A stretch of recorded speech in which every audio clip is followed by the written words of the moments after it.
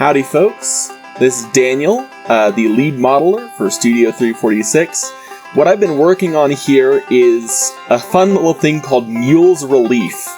We'll get into that a little bit, but this is a steam motor originally built for the Austin City Railway. Currently, I am UV mapping it. It is largely animated, so the next time you'll see it, it will be in-game, puttering around whatever yard or small little branch you have. Mules Relief is an interesting machine. So, the Austin City Railway was designed to get from the legal city limits at Clifton to the town of Austin proper. Austin extended its city limits to meet the Nevada Central Railway, not the other way around. That is the real-life basis for the movie Ticket to Tomahawk. The reason why Austin did that was because between Clifton and Austin is a massive vertical gain in about 3 miles of railroad. What they did was they undertook the remainder of the line with a total of about 7 miles. It's just most of the elevation gain is right at the end. They built a railroad which they were not sure any steam locomotive could operate on. The requirements were 7.5% grades, 37-degree curves, and that is with a switchback. So it took a full mule team to get things up and down the railroad one boxcar at a time. They put in with Baldwin to investigate whether steam was suitable, and Baldwin came back to them with this design. It is a 6/16 1/3 C, that is 6 wheels, an 11-inch cylinder. The 1/3 indicates the trailing axle behind the drivers instead of a lead axle in front. It was ordered as a dummy or a steam motor, following the practices of the New South Wales government railways. The exact write-up is that it mirrors an 040 ordered by them, but with a trailing truck added. There were a few other changes. Austin City used a wider firebox, which makes clearances in this cab really just a nightmare. It is just a nightmare in this cab. But they also, of course, were 3-foot gauge, where New South Wales was ordering their stuff in standard gauge, and I can't imagine that would have helped the clearances any more either. They also had the bizarre requirements of the Nevada Central at the time, which is to say, there is no injector on the fireman's side at all. This thing was built with one injector, and the one thing I could not replicate for the model, which is a, quote, Wright's patent double-acting plunger pump. Now, if you know what that is, let me know, because the best we could find is that it's actually a mining pump that they customized for the engine, and there was no reference for how to do that. So that was interesting. Instead, we have the later option, which is to add a fireman's side injector around the time that Nevada Central became normal. The other interesting thing here is, of course, there's no air brakes on this being an early 1880s yard switcher, but there are 2 braking systems. There is a handbrake, which acts on all 6 wheels, including the truck, and there is a steam brake, which acts on a disc between the eccentrics on the driven axle. Now, this was partly to deal with the horrendous grades, but it was also partly to deal with the fact that, they were going to be switching and frequently not having anything plumbed in through the train anyway, so train brakes weren't a huge priority.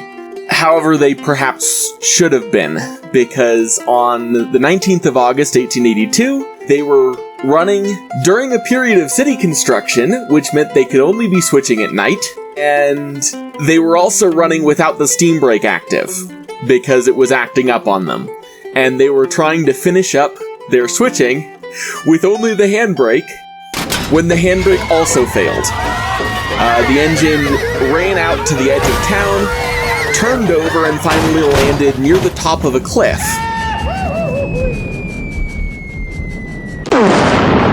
I suspect the railroad was glad that it ended its run when it did. It took them about a month to rebuild, and when it came back, it was no longer a dummy. The most difficult part of this model build has been working out how exactly I can account for the entire body of the locomotive changing, which is a lot of fun, and will help get the rebuild flavor that we frequently lack in a lot of our more normal locomotives. As it came back, the cab still took up about half of the length of the locomotive, but it now only had the 2 windows, it had some very minimal doors on the sides, and it had just a massive sand dome. Just a massive sand dome. This thing does have 2 sand domes from new. I don't know 100% if it retained the second sand dome when it was rebuilt, but that's neither here nor there. It did not retain headlights or anything as rebuilt. I suspect they didn't want the city to be able to force them to run in the dark anymore. The railroad shuts down about 1889, and this thing gets sold as a contractor's locomotive, winds up building dams in Idaho. More generally, motors themselves are falling out of favor at this time, and a number do get rebuilt similar to this, a little bit more properly if they were still on the street railways that had bought them. And then as street railways electrify, motors and rebuilt tank engines become a common sight to see on logging railroads, industrial railroads, contractor lines, anything like that.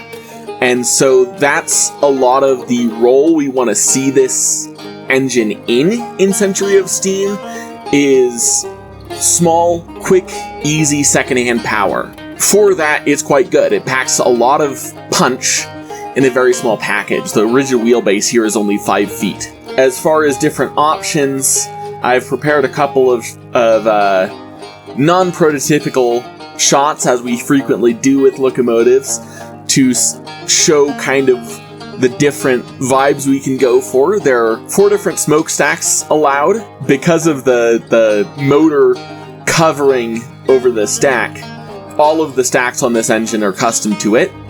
There are 2 different options for headlight systems, which is a little bit unusual, but we can have our standard style that supports any headlight up to about a 16-inch reflector, or there is the headlight that the engine was actually delivered with, which is the New York elevated style headlights, and those are attached by a bracket going up the back of the headlight rather than just sitting flat on a deck. So that's quite a bit different too. The last thing that we haven't modeled yet but might get modeled, we may add the options for side skirts. This engine did not have them, but a lot of motors did, and so if you wanted to capture the essence of a truly city railway locomotive, rather than whatever the Austin City Railway was smoking, those side skirts are going to be a little bit of completing the look. But that's it for now. Thank you for listening, and we'll see you next time. Thank you again to all of our patrons for making this game possible. If you'd like to support our development, you can do so over at patreon.com/Studio346, where for as little as $2 a month, you can receive these update videos a month early before they go out to YouTube. Thank you all for watching, and we'll catch you all next time.